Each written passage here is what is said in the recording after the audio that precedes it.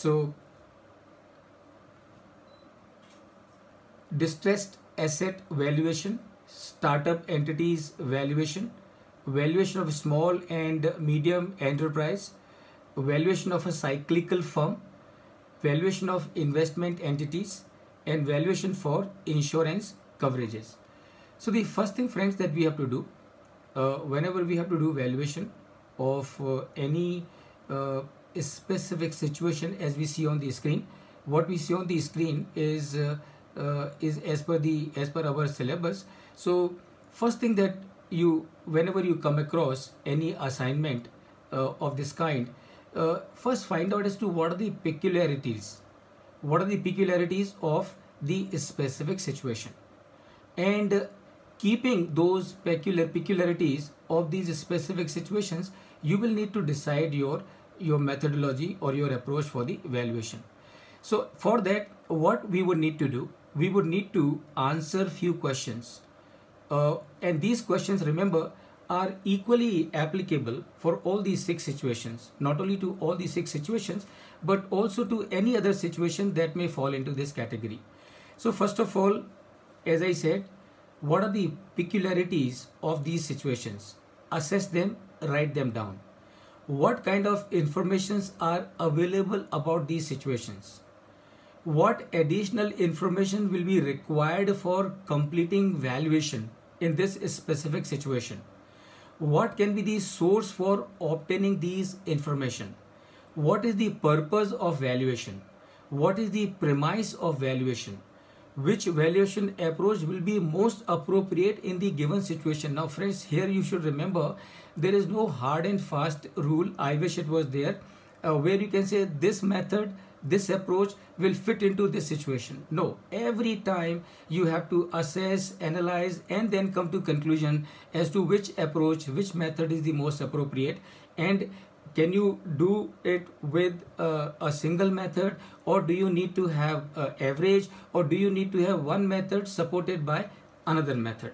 So that is what you will do, and then based on all this, you will decide which is the most appropriate method which can be used for the purpose of valuation of this specific situation.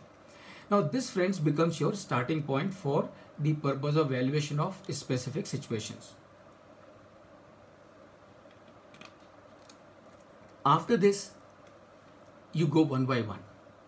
So distressed asset valuation. First of all, we need to understand what is the meaning of distressed asset. Distressed asset simply means company has no cash, company has no order book, company's net worth is completely eroded, company is out of working capital, and therefore the company's production and the operations are completely in doldrum. Now this is a distressed asset. This is the distressed asset that you have got for the purpose of valuation. Now what can you do? What can you do when you have a situation of this kind? So first of all, what you will do, find out, can this distressed asset be turned around and made profitable? So that is the first judgment you as a valuer will have to arrive at. And remember, again, there is nothing written in the book as to how will you do it. It is your experience, your expertise that would help you in coming to that conclusion. Ascertain, is it possible to turn this company around and made it profitable? If you are able to come to that understanding, and if you are confident about it, then obviously you will do the valuation of this entity as a going concern.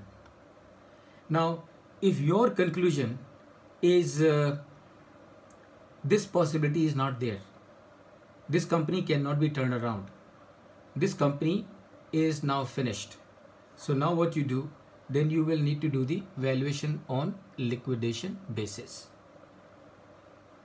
And in that case, of course, shareholders will not get anything.